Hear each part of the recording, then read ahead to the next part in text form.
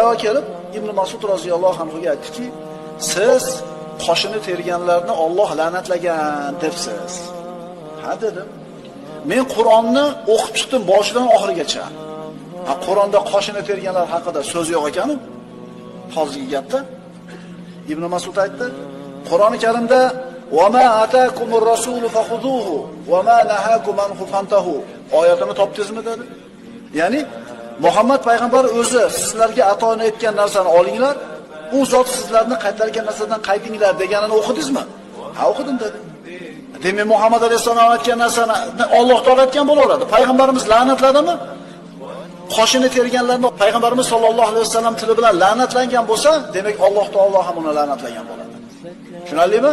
Birodarlar, Qur'onni juda katta qismini tushunishimiz uchun sunnat kerak bizga. Qur'on nima? Qur'on bizni dasturul amal bo'lsa,